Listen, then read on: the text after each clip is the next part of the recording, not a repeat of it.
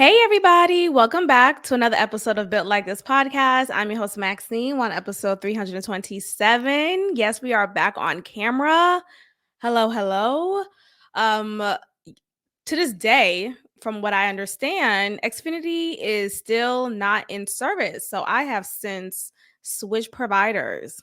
Yes, it's been 3 weeks now since Hurricane Beryl hit Houston, Texas, and Xfinity has not been connected since then. It's been a hot mess.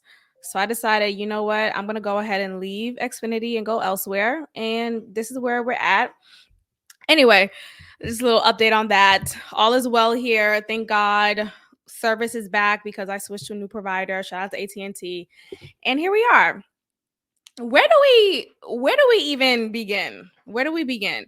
So much has happened since last time we've checked in on this podcast. So thank you for still being here. I really appreciate it.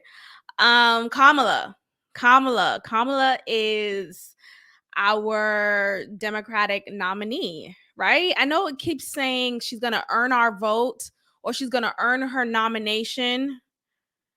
So I'm trying to understand, is she like officially nominated as the Democratic candidate, or is she just so close to it that it feels like basically she has it? I'm still trying to understand which one it is. But nonetheless, she has made her intentions clear that she is running for presidency, and Biden has stepped down. Kamala has been receiving endorsement after endorsement. AOC, Biden himself, the Obamas. It's been a whirlwind. And a lot of celebrities have actually come forward and shared their either support or gripes with Kamala Harris. One including Amanda Seales. Yeah, we're gonna go. I mean, this woman, as annoying as she is, she's something that you can't stop talking about. Like, she is definitely an interesting topic to have. Just her name's a topic. But look, I know she's been very annoying to say the least. But when someone's right, they're right. And I feel like with her rhetoric lately, well, consistently actually, because I've done the research a little bit at least to know that Amanda Seales has felt some type of way towards Kamala Harris for quite some time. So it's been a thing prior to Kamala coming forward announcing her run for president. So Amanda Seales is not on the bandwagon. And that's something that I can actually respect, because I noticed there's a lot of Black people, of course, on the bandwagon for Kamala Harris because anything better than Trump, right? Anything better than Trump. I would rather vote for anybody than vote for Trump. I'd rather go blue no matter who. And now that we have a candidate who is not a crazy, geriatric age. Let me see exactly. How old is Kamala Harris right now? She's 59 years old. So she is relatively young, especially if you compare her to Biden, who is 81 years old, who may have been or may be struggling with dementia. Like nothing has been determined as the reason why he's been failing us, just in his rhetoric, in his speech, in his decor. Like everything about him has been just fail. It's alleged that it's dementia. It's alleged that it's just old age, Parkinson's. It could be anything. But to have Kamala Harris come up is a sharp contrast to Joe Biden. She's smart. She is clear in her speech. But is she though? Am I doing too much right now? Is she clear in her speech? I don't know. She's absolutely clear in her speech, but at the very least, you could comprehend what she's saying. Like, you could hear the words clearly. in comparison to Joe Biden. So if you just want to play the comparison game, that's really what I'm saying, because she is known for what has been what was it? Some dumb shit. What is burden has been. What has been the burden of what has something? But anyway, she's 59 years old. Donald Trump is 78. So she has the advantage of youthfulness, quote unquote.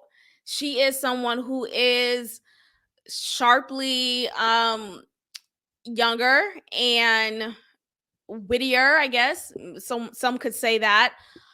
And this is an advantage that she could use when it comes to Donald J. Trump. Her being a Black woman as well, because a lot of times people vote for who they can relate to. And if you look like me, if you have similar cultural experiences, then I will likely vote for you. Like, that's oftentimes the mindset when it comes to who would I vote for. And look, everyone vote for their own particular reasons, or everyone vote for who they want to vote for their particular reasons. Some people vote for, I think everyone honestly should vote for their interests.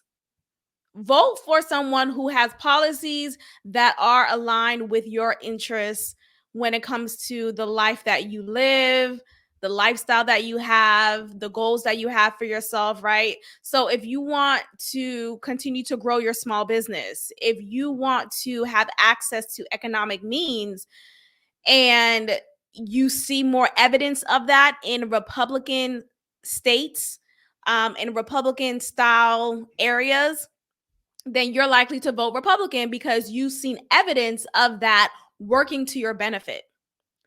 But if you're someone whose interest lies in identity and reproductive rights as a woman, and meaning if I wanted to abort my kid at any stage of my pregnancy, I want the right to do that. And that means more to me than having a livable income. I'm going to vote blue no matter who. So the point is, oftentimes we all vote for our own interests. And I don't think it's this like a negative thing or something that we think as selfish, because I know that's oftentimes what we hear. Oh, you're being selfish. Like, well, of course you are. But so what? So what? Anyway, so Kamala is running. There's been a lot of celebrities coming out either in support or not in support of her. Amanda Seales being one of them. And I'm going to go ahead and play this clip for us to take a listen and just understand, what's going on. What do you guys think about this clip? What's going on? Putting clips of Kamala Harris stating things. I don't need politicians to state things. I need politicians to do things. When I met with Kamala Harris after she summoned me, I said to her straight up, you talk out two sides of your neck and we don't know what you're talking about. I wouldn't be surprised if it's Kamala Harris who's trying to shut me the fuck up. Because I told her straight up that I feel like she is disingenuous in her messaging. And she said to me, well, you're being too critical. And I said, I am a voter. I'm supposed to be critical. That I do agree with, as far as needing to be critical as a voter. We should criticize, we should question, we should wonder, we should call you to the carpet as a voter. I want to know who I'm voting for, and all of these things may matter to this particular person, right? So I'm 53 seconds into this clip and I'm still in agreement with what Amanda Seales is saying. Look at that. Look, a broken clock is right twice a day. This is what's happening here. She's right. And look, I know I get it. I've been on here annoyed with Amanda Seales for quite some time. But I still have to give credit where it's due. And I appreciate that she's not being blindly obtuse when it comes to Kamala Harris simply because she's a Black woman. Because I don't, like, what are we talking about here? Kamala Harris, or Kamala, sorry, I know it's Kamala. Kamala Harris has been Black, Indian, Jamaican, Black American, like, which, the point is she would feed into whichever identity is serving her for that moment. So if she is being praised by the Indian population, then she is an Indian woman. If she's being praised by the Black American population, then she is a Black woman. The point is, obviously, we all, not all of us, but a lot of us come from mixed backgrounds. We all are, many of us, well, technically all of us, right? If you want to go down the line. But for the most part, many of us are visibly and directly mixed with another demographic, another racial group. And we fail to realize the nuance in that. Like, you're not just only Black. Like, just like with Amber, remember last episode I was talking about Amber Rose? Just like with Amber Rose, she's white and Black. Yet Joselyn Hernandez wanted to give her a hard time because she's not owning her Blackness solely. I choose to be. Remember, I played that clip, and we're gonna talk about Joselyn and how she got mollywopped by Amber Rose, even though she was claiming that she was mollywopping Amber Rose. So the point is, there is no nuance, and Kamala feeds into that for her benefit. And see that as right or wrong, who knows? But this, just call that to the carpet. And maybe that's also in part of why Amanda Seales called Kamala Harris disingenuous. I mean, she's explaining it very clearly here as to why, but I feel like that could be another added reason that I would add on to the disingenuous factor. That's my job. And I want to see actions. She said, well, how am I supposed to talk about racism in America without calling Americans racist? I said, well, first of all, there are many racist Americans, but there's also policy, legislation, institution, and systems that are racist that need to be addressed. They need to be addressed. And if you're not going to do that in an actualized way and in a loud, bold way, people will never really know where you're coming from. Well, you can't tell me how I feel. So I'm not telling you how you feel. I'm telling you how you sound. I'm telling you how you sound. Okay?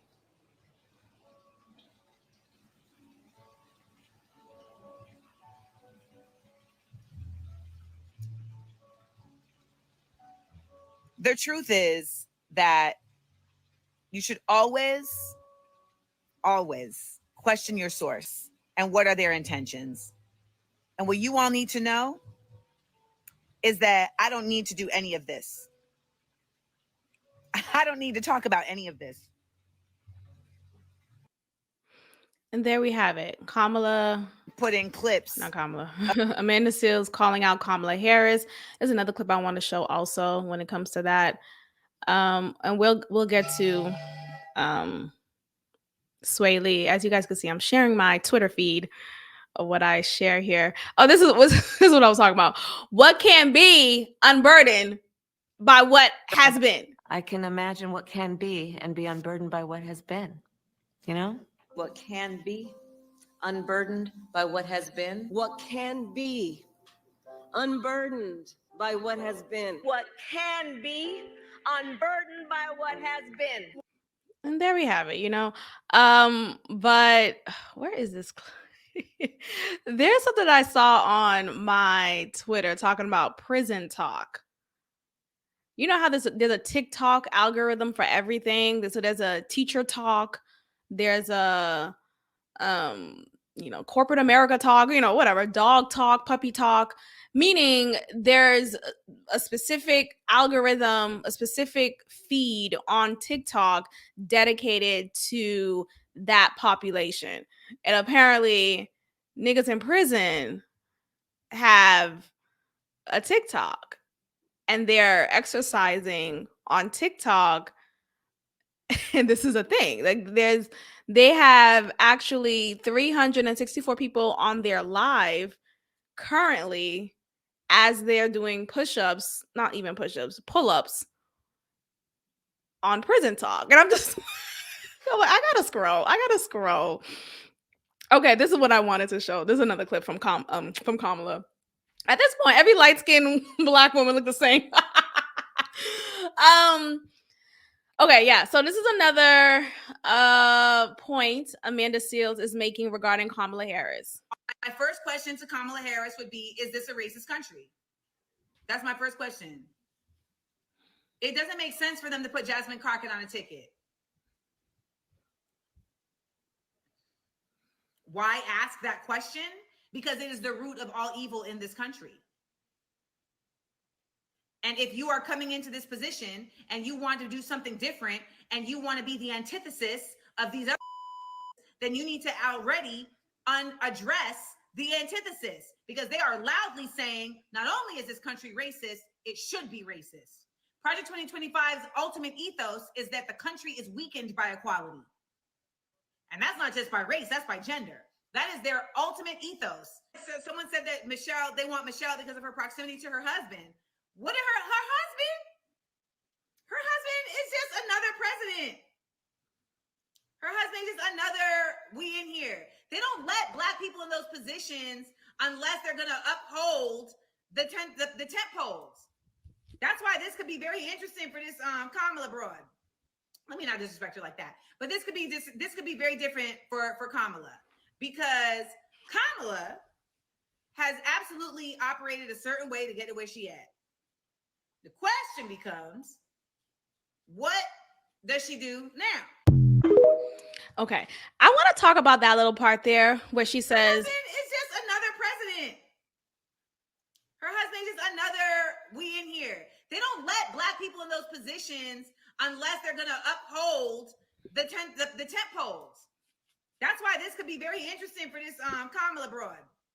Let me not disrespect her like that, but this could be very different for Kamala, because Kamala has absolutely operated a certain way to get to where she at. Okay, so that was a dig. Why was that a dig? Let's talk about this for a moment. So it's been alleged that Kamala Harris was in a relationship with Willie Brown. Willie Brown, he served as, what was it? The judge for quite some time. I'm trying to look at, anyway, I'm trying to find the picture. Oh, this was 2020, child. Had a relationship over a decade after he separated from his. Okay, there we go. See, fact check. Okay, so you know how oftentimes when you come forward as, as this public figure and you're trying to, whether run for president or run for office in any capacity, people like to throw things in your face that may be factual or may not, or maybe just concocted in a way to make you look bad. So Kamala Harris had a story written about her, and it went viral the past few days regarding her past relationship with a man named Willie Brown. Who is Willie Brown? Willie Brown is a mayor. There you go. He's a mayor, or he was a mayor. He served as mayor of San Francisco between 1994 and 1995. And hold on. Did have a relationship, who later served as Francisco between 1994. Hear her career. Okay, but I think he was mayor. He was in politics for quite some time, though. I don't think it was just like a 1-year stint, is what I'm gathering.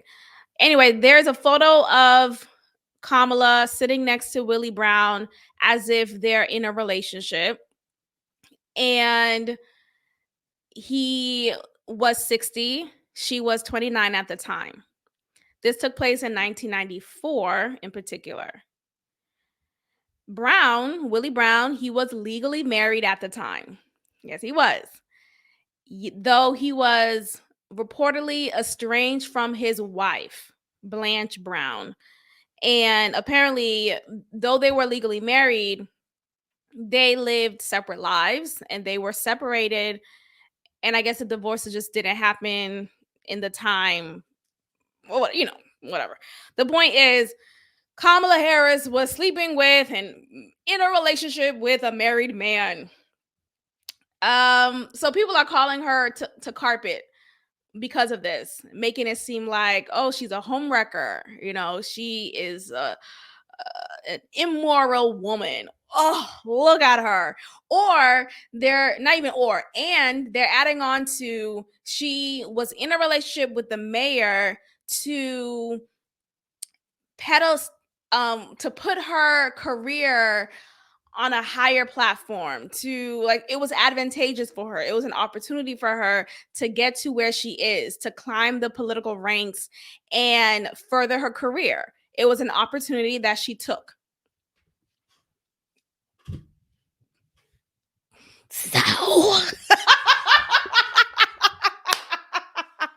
So so what if she did? And look, I'm not even here trying to cape for Kamala. I'm not. But the point is, these are grown people, regardless of the age gap. We want to say, oh, well, she was 29. He was, so what? So what? He was 60 and she was 29. So what? Let's see. Hold on. How long were they together? How long were Kamala Harris and Willie Brown together? Because I'm hearing that they were together for 10 years. Huh. Ciao. And Megyn Kelly talking about, oh, she's trying to just dog her. Anyway, we'll find it. But there's this photo of them together. Like, they went to this gala together, I guess, and they're together. Like grown people would be together. All right, let me show y'all this photo. Make sure you are following this podcast on YouTube so you are seeing what I am showing. So yeah, you see here, there's a photo of Kamala Harris with Willie Brown. This is Kamala at 29. This is Willie Brown at 60. He looks pretty good for 60. He looks pretty good for 60, child. And yeah, so the conversation is now moving into, she slept her way to the top. Is this him now? Well, yeah, he ages. People age. We all age, right? That's fine. But trying to make it seem like, oh, he helped her win the role as DA and she was sleeping with him. So like it was an exchange. Let's be very clear. Everything in this world is transactional. What can you do for me as I do for you? What am I getting out of this situation? How can it benefit me as much as it's benefiting you? And sometimes there may be an imbalance sometimes, but nonetheless, I think it's not far-fetched to think maybe she did get a come up while in a relationship with him. Or let's say this, maybe they genuinely did like each other, love each other, decided to be romantic and be in this relationship together. Despite him being legally married, this was something that she still wanted to be in, and that's, to each their own. And hey, I'm an attorney and I would like to further my career, and I'm with someone who happens to be the mayor of San Fran. Let's see, how can we continue to grow? Like, why not take advantage? Hello? Like, we always like to paint these negative connotations to certain words like selfish or opportunist, or like, no, it's someone who said, why not? Why not take advantage? Why not see what I can get from the situation? Why not make the best out of the situation and be smart about it? I don't know, I think she played her pussy well. But let's hear what Megyn Kelly, a former Fox correspondent, and she actually is an attorney also. I don't think she still practices, but she has her own show, and she used to have her own show on ABC, but now she has her own show on YouTube, her own podcast, which is, it's peace. Let's go ahead and take a listen. Willie Brown seemed to think so. I wasn't going to go there. I'm going there. I'm going there. There's a debate. There's a debate on this on Twitter right now about whether her sleeping with Willie Brown when she was an up and coming aspiring politician in San Francisco is fair game. It's fair game. It's part of a pattern of her ascending to positions that she does not deserve based on merit for other reasons. First, she slept with this guy, Willie Brown, who was this extremely popular, powerful congressman out in California, in the assembly out there, went on to become the speaker out there. And he put her in two different positions that she did not deserve when she was only 29 or 30. He was 60. Already that affair is sus. And she was making the equivalent of 130 grand a year by today's money for meeting twice a month for these medical boards and another position for which she had zero qualifications. Look, here's the thing. People do this all the time. Whether it's Kamala Harris or Mike Grady from Sears. The point is, people find a way to get to the top, whether that's actually sleeping around or schmoozing. That used to be a term people would say, very cavalier. I'm just schmoozing. Now, people don't say schmoozing anymore. I think that's so old school now. But people say networking. I'm networking. I know how to work a room. All of that is for what? It's for your benefit. It's for you to be advantageous. It's for you to look at the opportunities set before you and see what you could do. Hey, I'm going to befriend this person who happens to be the judge. Oh, I'm going to befriend this person who happens to be the sheriff in town. If I'm in good standing with him, then he's going to promote my campaign. And I'm going to complete this goal that I've been working towards.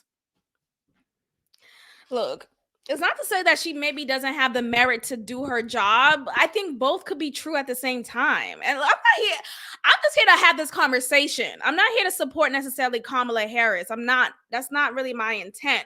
The point is, I think we get so caught up in doing things the pure way. I'm going to grind. I'm going to sweat my face off. And oftentimes it doesn't work. It doesn't work. Sometimes it doesn't work. Sometimes you have to sleep your way to the top. I'm not saying this to say, like, do it. But I'm just saying sometimes people do that and they had a better chance to get to that open door or get to that door and open it than they do had they just, I'm just gonna pray. no, I'm always showing that praying. I'm just saying, like, I think sometimes we get so caught up in the fantasy of, I'm just gonna wait, I'm gonna play the long game, I'm gonna do things the way that my grandma would have. It was like, your grandma would have done the same thing.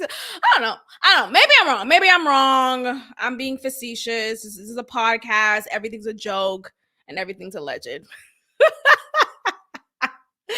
Everything's a joke and everything's alleged. It is what it is. I don't know. I just feel like we're what's the term? What's the phrase? We're grasping straws. We're picking straws, something like that.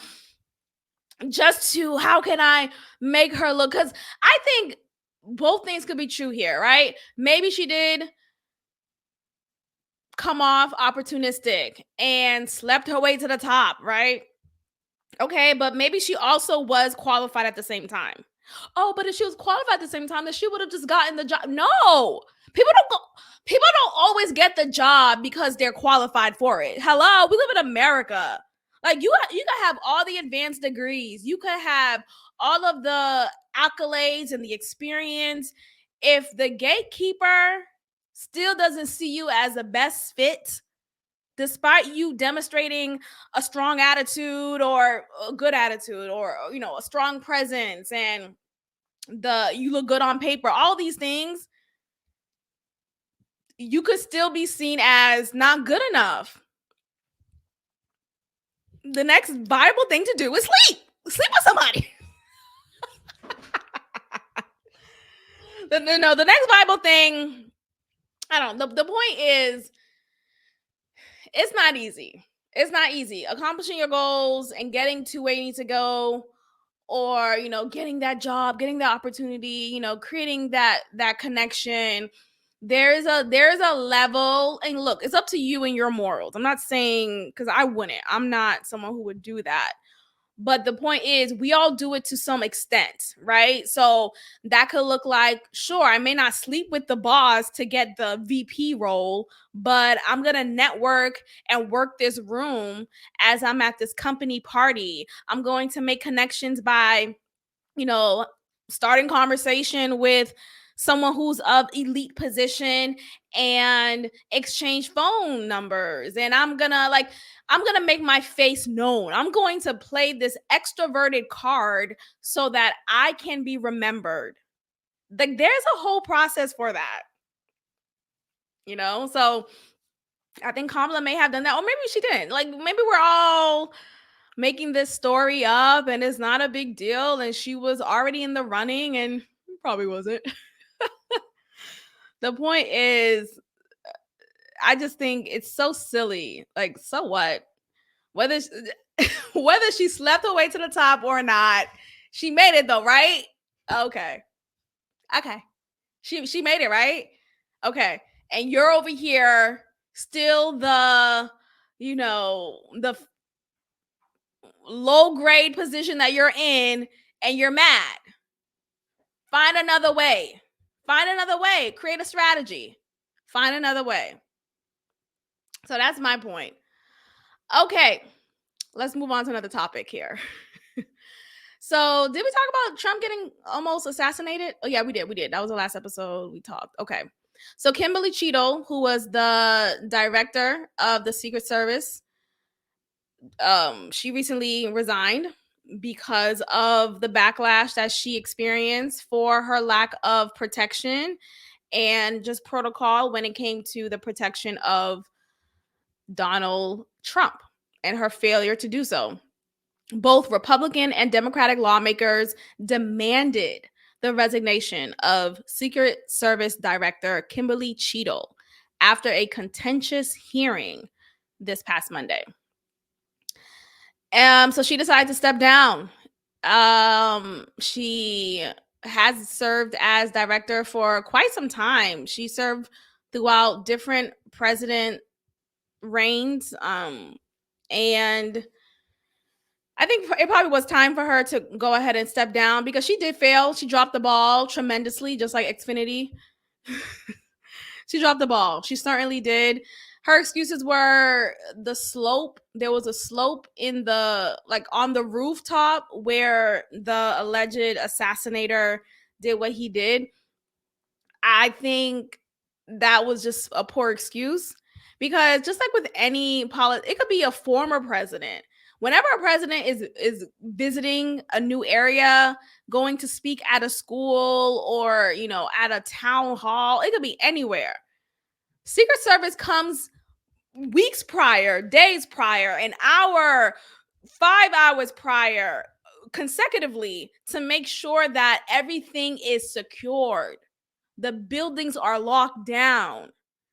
Like the ship is tightened. Tighten up the ship. In this case, that didn't happen.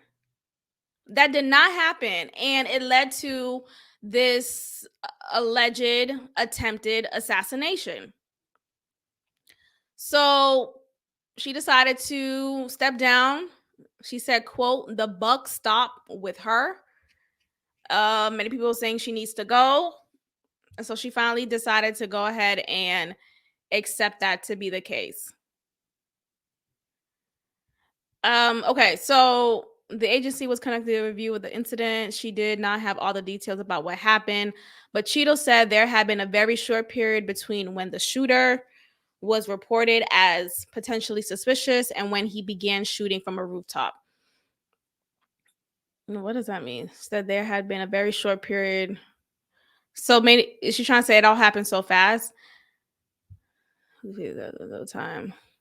So it all took place within 62 minutes. That's very short. No. The sources also said Secret Service agents spotted Crooks on a rooftop 10 minutes before Trump took the stage, and 20 minutes elapsed before he opened fire. So if you add all of that up and maybe some time afterwards, it took a matter of 62 minutes.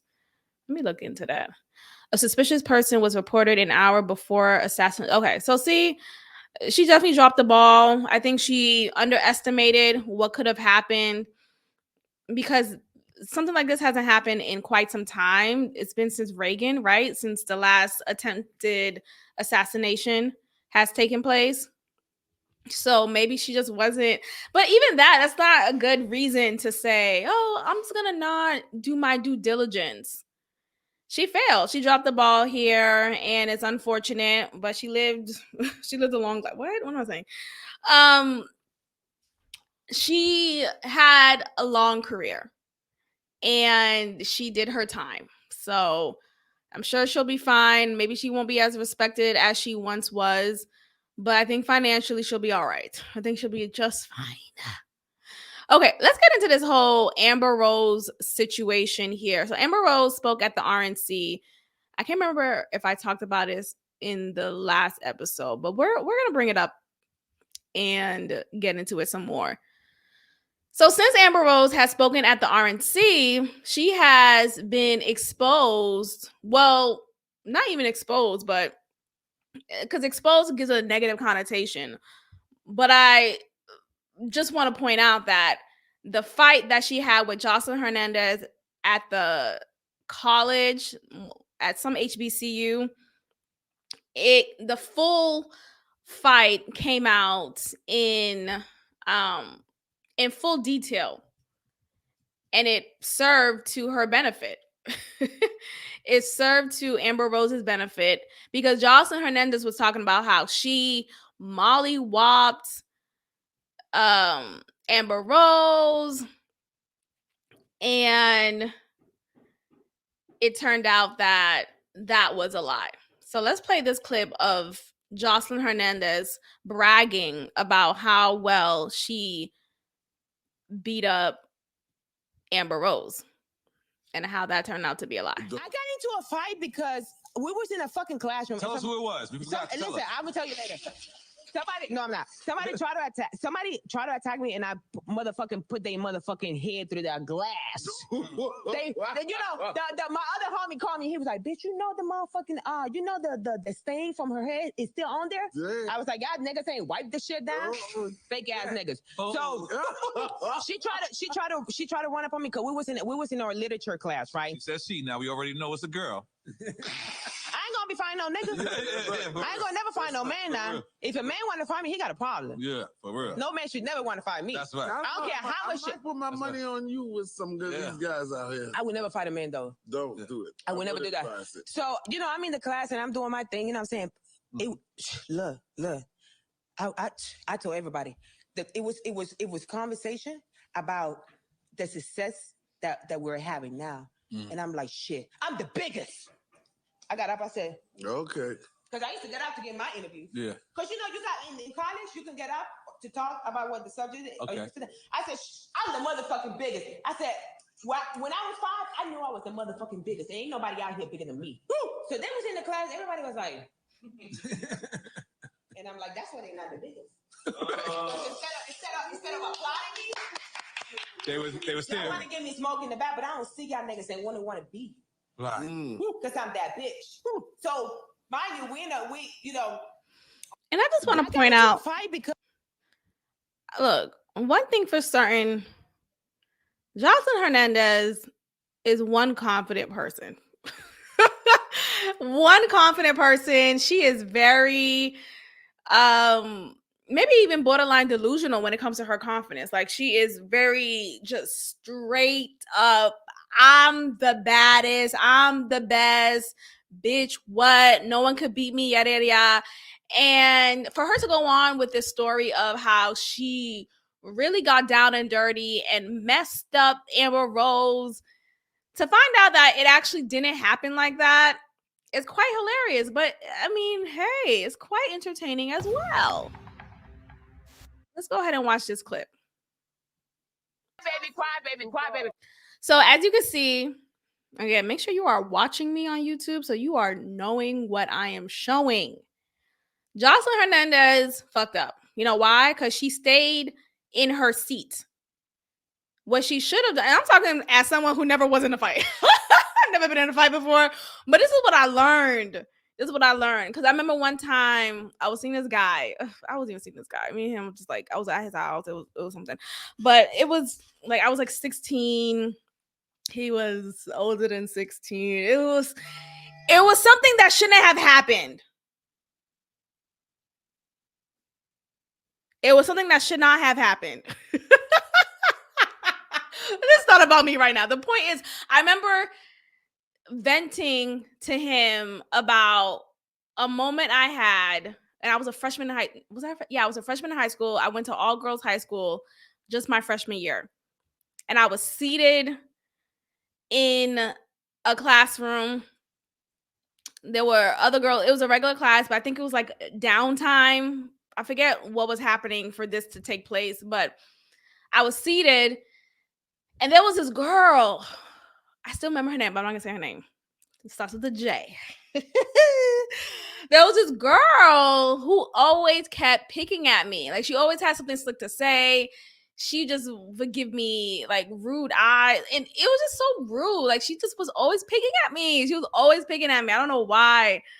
And she will always claim that she's just like Bible Belt Christian, like super. She knew all the songs, super Christian, all these things. Yet she treated me like shit. Like, she bullied me. I didn't visibly let it get to me prior to this moment, but this moment made me feel like I just had it. And I think I just blacked out. I blacked out. I was like, fuck you. I'm so sick of your shit. I don't know what I was saying. Honestly, when I get mad, I just get overwhelmed with emotion that I seriously don't remember what happened. Like, you know how people black out after drinking too much, you know, or doing too much drugs. Like, I get blackout when I'm overwhelmed with emotion. Like, I get so lost in it. Anyway, I was seated and I was talking so much dog shit. I don't know what I was saying. She was behind me the whole time, and she didn't come up to me or do anything or try to physically harm me. But that's the thing. Like, I was always good with my mouth, but like, no one ever physically touched me. Like, it just wasn't to the point where it led to a fight, or she didn't get up to get me or nothing. Anyway, she ended up getting removed from the classroom. People like got her out of the classroom, and I'm still seated the whole time. Like, I was seated the whole time, and she was standing up, and she was behind me. I turned around and was just talking so much shit. I was so mad. I was swearing. I was cussing her out. I was saying whatever came to mind. I just had enough with her. But I was seated the whole time, and I was telling this guy who was older than me, and we nothing should have.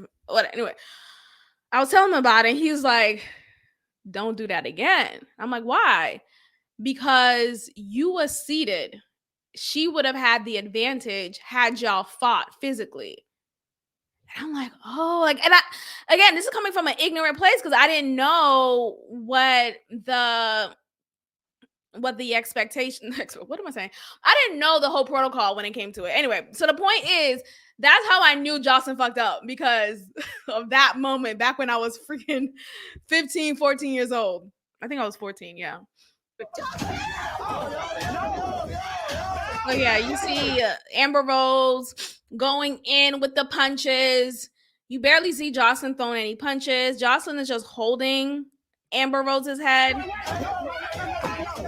But Amber Rose got it.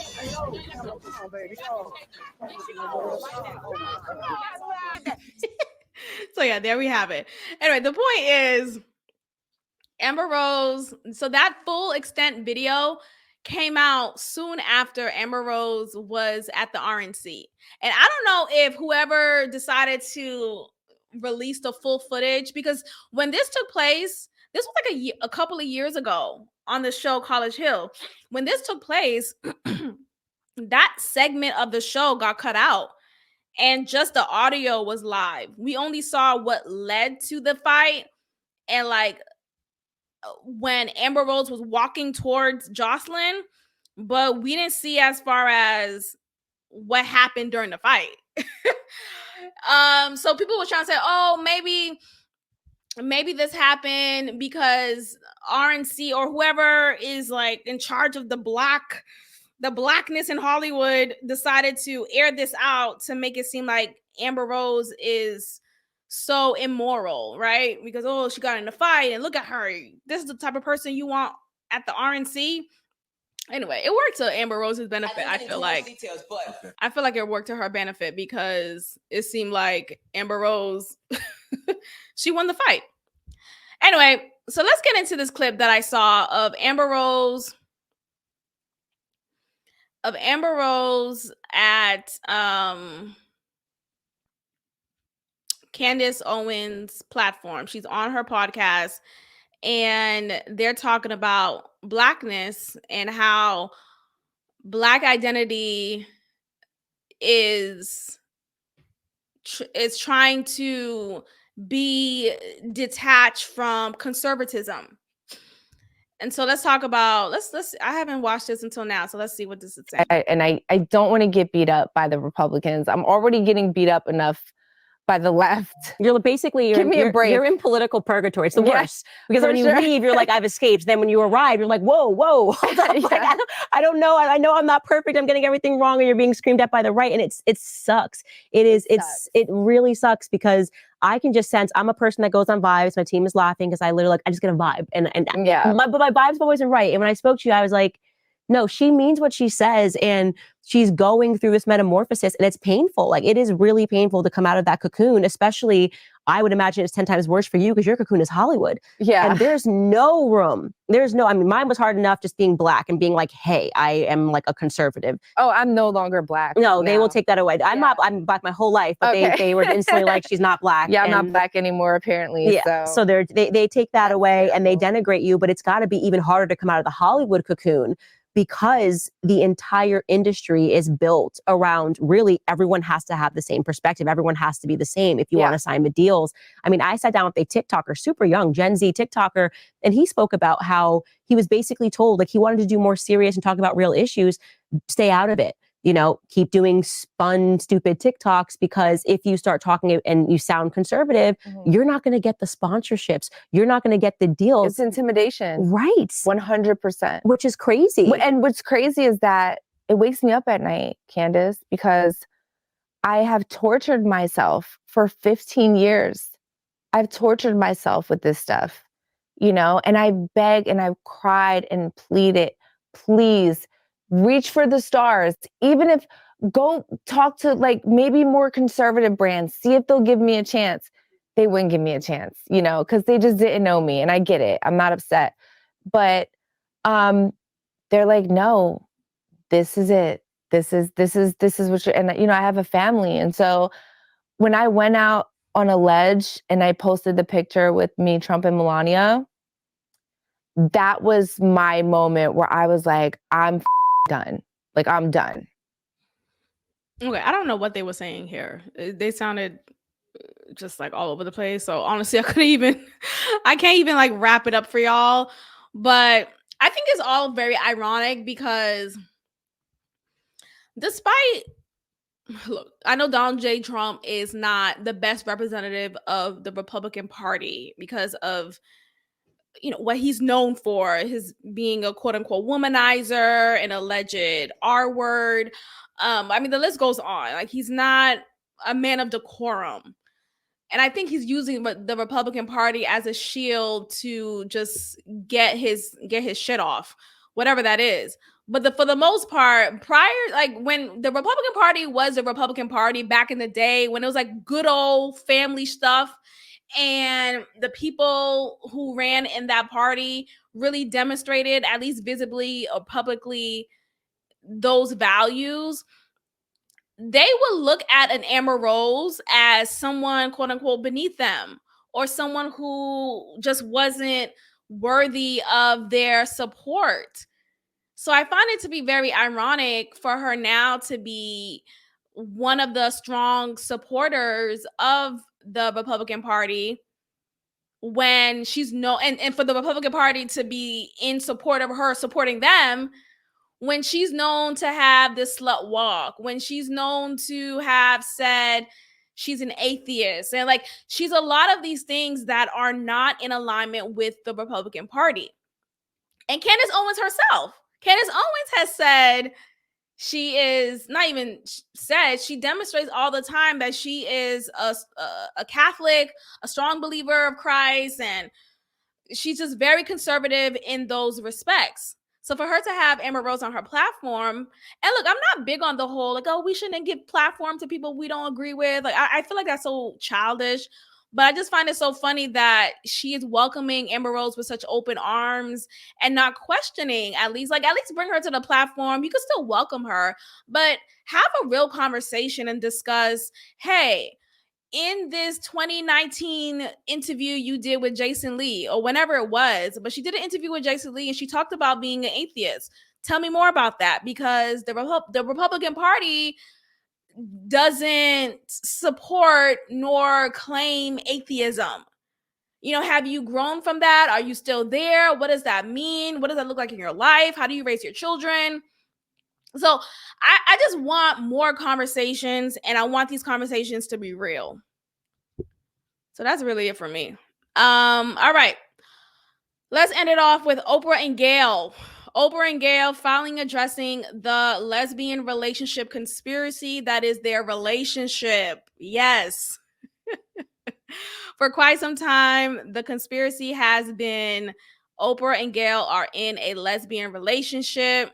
And here they are on this podcast hosted by Melinda Gates.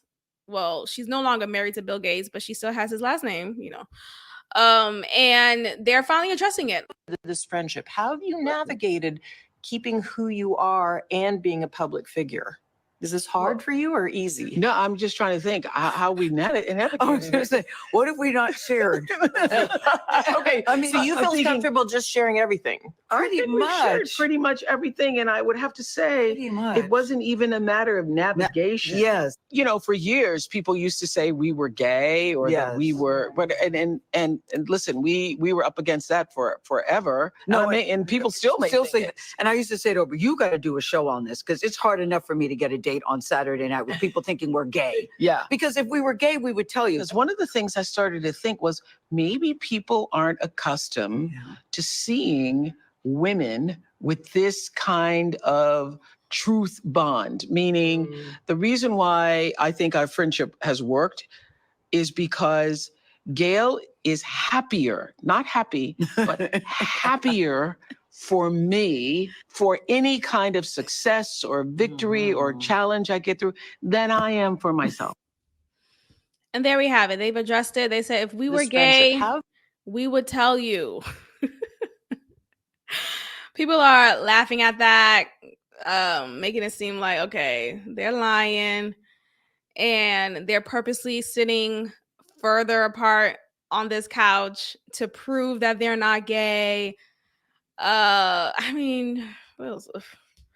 Gayle hasn't had a public boyfriend, so we don't know anything about that. Stedman has played the background position for so long that it just feels like a setup. Like, it feels like, look, you'll be my boyfriend. We'll say we're together, but we're just not married.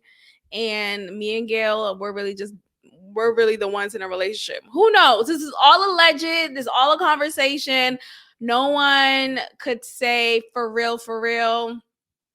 But if you ask me,